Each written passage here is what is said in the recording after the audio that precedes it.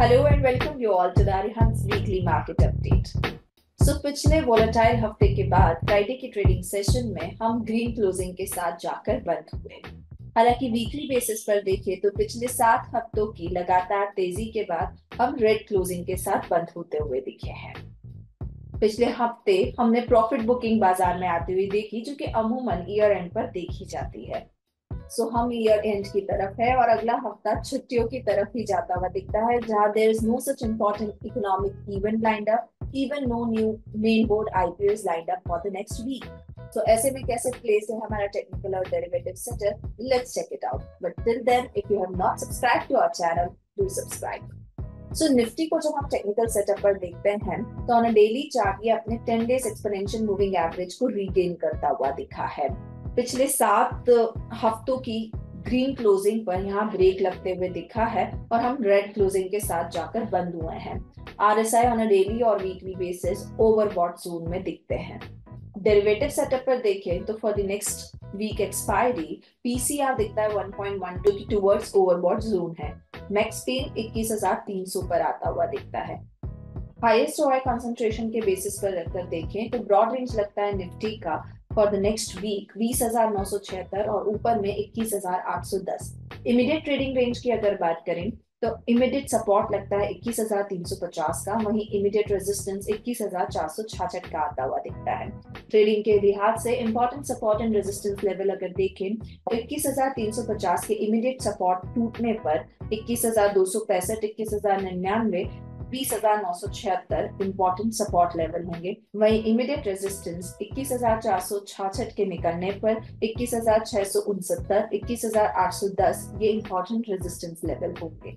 Now let's talk about the bank Nifty setup. Bank Nifty को जब हम weekly chart setup पर देखते हैं तो 4 वीक की लगातार तेजी के बाद यहाँ पर हम एक bearish army formation, candlestick formation look after कर रहे हैं, जो कि पॉज दिखाता है पिछले 4 हफ्तों की तेजी पर। डेरिवेटिव सेटअप पर अगर देखें तो बैंक निफ्टी का पीसीआर दिखता है 0.93 पर, जबकि मैक्स पेन आता हुआ दिखता है 47,500 पर।